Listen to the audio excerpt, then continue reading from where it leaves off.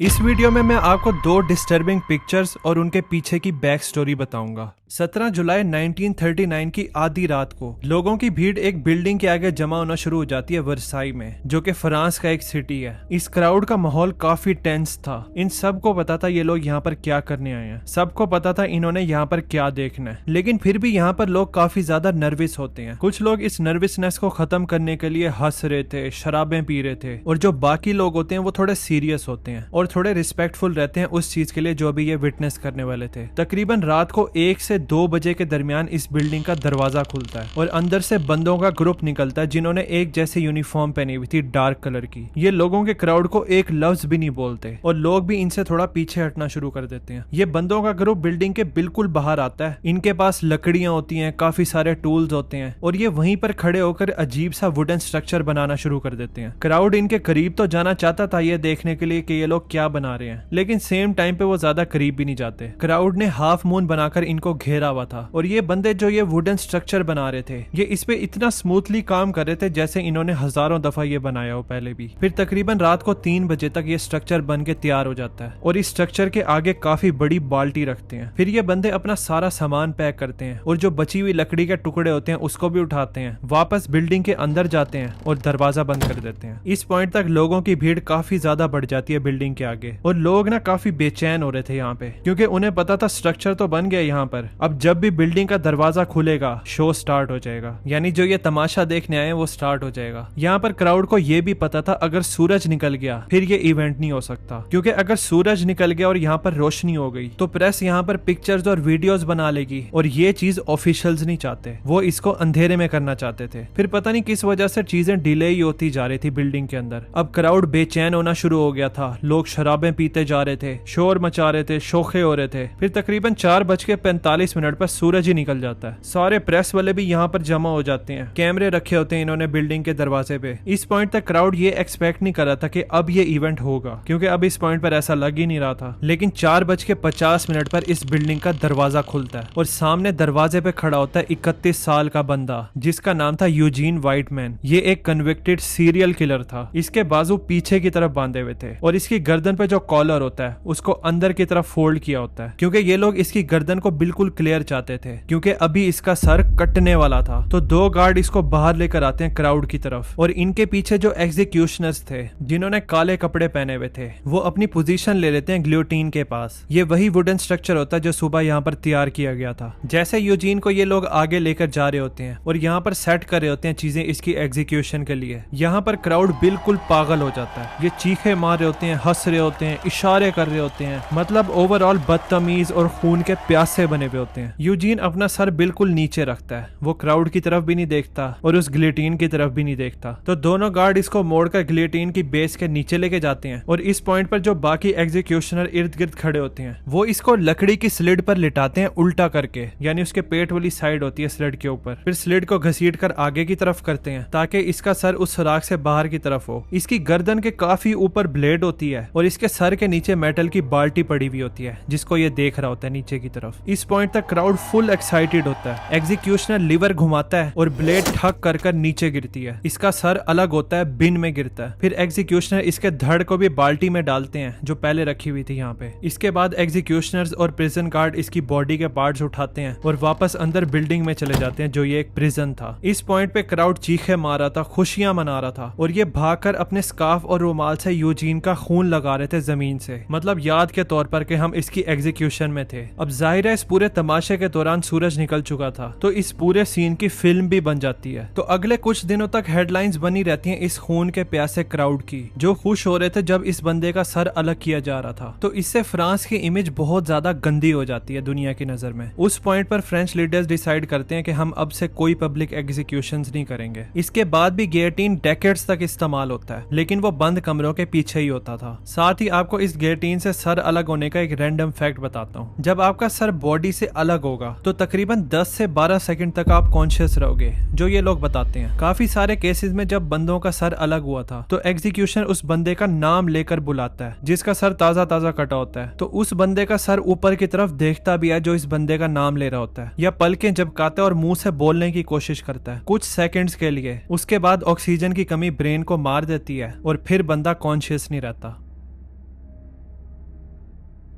Early 1900 में Avon buyer एक ऐसा बंदा था जिससे सारे लोग हसद करते थे। ये न्यूयॉर्क सिटी की बड़ी अमीर फैमिली में पैदा होता है। येल यूनिवर्सिटी कनेटिकट में पढ़ता है, जो बड़ी प्रेस्टिजियस यूनिवर्सिटी होती है। साथ ही ये बड़ा हैंडसम भी होता है। कॉलेज ग्रेजुएशन के बाद इसको जॉब की तो कोई जरूरत नहीं होती, क्योंकि इसकी फैमिली जो इतनी अमीर होती है। तो ये अपना फोकस अपने पैशन पे रखता है, जो था गोल्फिंग। और उस टाइम ये वर्ल्ड क्लास गोल्फर बन जाता है। और ये इतना आगे चला जाता है कि ये 1906 का यूएस एमेच्योर टूर्नामेंट भी जीत जाता है गोल्फिंग में, जो कि दुनिया का सबसे बड़ा गोल्फिंग एमेच्योर टूर्नामेंट होता है। इसके बाद ज्यादातर विनर्स प्रोफेशनल गोल्फर्स बन जाते हैं। एबन ये पाथ फॉलो कर प्रोफेशनल गोल्फर बन सकता था, लेकिन इसका बाप इसको बहुत ही सक्सेसफुल मेटल बिजनेस पकड़ा देता है। वही बिजनेस जिसकी वजह से इसकी फैमिली इतनी ज्यादा अमीर थी। तो एबन अपना गोल्फ करियर छोड़ता है और इस सक्सेसफुल कंपनी का चेयरमैन बन जाता है। तो एबन रातों रात रिच से अल्ट्रा रिच बन जाता है। इतने पैसे कमा रहा था कि वो स्पेंड भी करना चाहे तो भी खत्म ना हो। लेकिन एबन पैसे भी खर्च करना शुरू करता है। ये पूरे मुल्क में अलग अलग जगहों पर लग्जरी प्रॉपर्टीज खरीदना शुरू कर देता है। ये हॉर्स रेसिंग स्टेबल्स खरीदता है यूके और अमेरिका में, और ये एक पूरा लग्जरी बॉक्स खरीदता है फोर्स फील्ड में, जहां पर Pittsburgh pirate professional baseball team खेलती थी। अब इन जबरदस्त चीजों को खरीदने के अलावा भी एबन इस कंपनी के चेयरमैन होने की वजह से बड़ा ही पावरफुल और सक्सेसफुल लोगों के साथ कनेक्ट होना शुरू हो गया था, जैसे कि कोका कोला कंपनी के फाउंडर्स और एग्जीक्यूटिव्स हो गए। तो ओवरऑल एबन की लाइफ बड़ी जबरदस्त जारी थी अंटिल 1927। उस साल एबन 47 साल का होता है। वो अपने बिजनेस से थोड़ा ऑफ लेता है फुटबॉल मैच देखने के लिए, जो येल यूनिवर्सिटी में हो रहा था। वो ट्रेन में बैठता है, कनेटिकट जाता है, फुटबॉल मैच देखता है। उसके बाद वो दोबारा ट्रेन में बैठता है पिट्सबर्ग जाने के लिए। ये काफी लंबा सफर होता है, तकरीबन 12 घंटे का। तो एबन पहले से ही अपने लिए फर्स्ट क्लास टिकट ले लेता है। इस ट्रेन के डब्बे में पैसेंजर्स के सोने के लिए बंक बेड्स बने हुए थे। तो एबन ऊपर वाले बेड पे लेटता है और सो जाता है। कुछ घंटे बाद जब ट्रेन पिट्सबर्ग के रास्ते में होती है, तो एबन नींद में ही बेड के साइड से रोल होकर नीचे गिर जाता है जमीन पे। वो अपने लेफ्ट बाजू वाली साइड पे नीचे गिरता है। वो खड़ा होता है, फील करता है मैं ठीक हूँ, लेकिन उसको अपने लेफ्ट बाजू पे बहुत सवेयर पेन फील होता है। वो अपना बाजू इधर उधर हिलाता है कि बाजू ठीक है ना, बस जख्म ही होगा। तो वो डिसाइड करता है मैं वापस ऊपर लेट जाता हूँ बेड में और सो जाता हूँ। दर्द के बावजूद भी वो सो ही जाता है। फिर कई घंटे बाद जब वो पिट्सबर्ग के स्टेशन पे उतरता है, तो उसके लेफ्ट बाजू में अभी भी बहुत ज्यादा दर्द हो रहा था। वो सीधा अपने घर जाता है, सामान रखता है और अपने फिजिकल थेरेपिस्ट के ऑफिस चला जाता है। वो इसको कहता है क्या तुम कुछ कर सकते हो कि मेरे बाजू में दर्द खत्म हो जाए। थेरेपिस्ट इसके बाजू को चेक करता है, उसको कोई स्ट्रक्चरल डैमेज नहीं दिखाई देता। तो अब जाहिर बात है एबन को पेन हो रहा था। तो वो एबन को कहता है देखो एक नया प्रोडक्ट है जो ऑनलाइन आया है वो काफी एक्सपेंसिव। अब क्योंकि तुम अमीर हो तो तुम्हें उसके बारे में सोचना चाहिए। इसका नाम है रेडाथॉर। ये दर्द और खारिश को कम करता है और ये एकदम से एनर्जी को भी बूस्ट कर देता है। तो शायद तुम्हें ये चीज ट्राई करनी चाहिए। तो एबन बड़ा एक्साइटेड हो जाता है इस नए हेल्थ टॉनिक को लेने के लिए। वो कहता है हाँ डन हो गया। तो फिजिकल थेरेपिस्ट इसको प्रिस्क्रिप्शन लिख देता है रेडाथॉर की। एबन प्रिस्क्रिप्शन लेता है, फार्मेसी जाता है और इस लिक्विड की छोटी बोतल वहां से खरीदता है। घर जाता है और प्रिस्क्रिप्शन के मुताबिक एक छोटा सा चम्मच ले लेता है इसका, और उसी वक्त इसको अपने अंदर एनर्जी महसूस होती है। इसके बाजू का दर्द भी कम होना शुरू हो जाता है। तो सारी चीजें जो क्लेम हो रही थी कि ये हेल्थ टॉनिक करता है, ये तो वही सब कर रहा था। तो अगले कुछ दिनों तक एबन जितनी प्रेस्क्राइब्ड अमाउंट बताई गई होती है इस रेडाथॉर की, ये वो लेता रहता है। तो हर रोज वो अपने आप को बेहतर फील कर रहा था। सिर्फ बाजू का दर्द नहीं, बल्कि ओवरऑल उसके अंदर एनर्जी आ रही थी। वो खुश महसूस कर रहा था, फिट महसूस कर रहा था। तो वो इन सारी खसूसियात को इस टॉनिक के साथ लिंक कर रहा था। फिर वो इसको ज्यादा अमाउंट में लेना शुरू कर देता है, उससे तो इतनी ज्यादा जितनी इसको प्रेस्क्राइब की गई थी। उस पॉइंट तक ये पूरी 3 रेडाथॉर की बोतलें पी रहा था, वो भी हर रोज, और ये कई सालों तक ये करता है। सब बेहतरीन जा रहा था अंटिल उसका जबड़ा ही गिर जाता है। लिटरली 1931 में उसका नीचे वाला जबड़ा स्कल से ही अलग हो जाता है और वो नीचे लटक जाता है। अब ये चीज इसलिए हुई थी क्योंकि रेडाथॉर बेसिकली था ही radioactive water. Early 1900s में रेडियो एक्टिव एलिमेंट रेडियम, इसको बिलीव किया जाता था कि इसके अंदर क्योर करने की प्रॉपर्टीज हैं और इसका कोई साइड इफेक्ट नहीं है। तो उस टाइम बहुत सारे हेल्थ प्रोडक्ट्स बनाए गए थे जिसमें रेडियम मेन एलिमेंट था, और ये रेडाथॉर उन्हीं में से ही एक प्रोडक्ट था। ये बेसिकली था ही सिर्फ पानी और रेडियम। तो 3 सालों में तकरीबन 1400 बोतलें पीने के बाद एबन की बॉडी अंदर से गलना शुरू हो गई थी। जब उसके नीचे वाले जबड़े को सर्जिकली रिमूव कर दिया जाता है, थोड़ा बहुत ऊपर वाला हिस्सा भी रिमूव होता है, तो उसकी बाकी बॉडी भी अलग होना शुरू हो जाती है। तो 1931 के एंड में जब उसकी स्टोरी पूरी दुनिया में हेडलाइन पे चल रही होती है कि रेडाथॉर और कितना खतरनाक है, खास तौर पर रेडियम। तब तक एबन बिल्कुल ही बेड से लग गया था और अब उसका स्कल टूटना शुरू हो गया था। उसके स्कल में बड़े बड़े सुराग होना शुरू हो गए थे, जिसकी वजह से उसका अंदर का दिमाग नजर आ रहा था। तो 1932 तक एबन मर जाता है। एबन को पिट्सबर्ग में दफनाया जाता है और इसकी बॉडी को लेड की तरह कॉफिन में रखा जाता है, जिसको डिजाइन किया गया था रेडिएशन को एब्जॉर्ब करने के लिए, जो इसकी हड्डियों से निकल रही थी। इसको दफनाने के 30 साल बाद तकरीबन 1965 में साइंटिस्ट इसके स्केलेटन को एग्जामिन करते हैं, ये देखने के लिए कि अभी भी इसमें से रेडिएशंस निकल रही हैं। तो वो डिस्कवर करते हैं ये तो अब भी सेम लेवल ऑफ रेडिएशंस को एमिट कर रहा है जब इसको दफनाया गया था। फिर इनको पता चलता है रेडियम, ये जो रेडियो एक्टिव एलिमेंट है, इसकी हाफ लाइफ ही 1600 साल है, जिसका मतलब था एबन की बॉडी हाईली रेडियो एक्टिव रहेगी सेंचुरीज तक। ये वो पिक्चर है जब एबन का जॉ रिमूव किया जाता है, उसके मरने से थोड़ा सा टाइम पहले।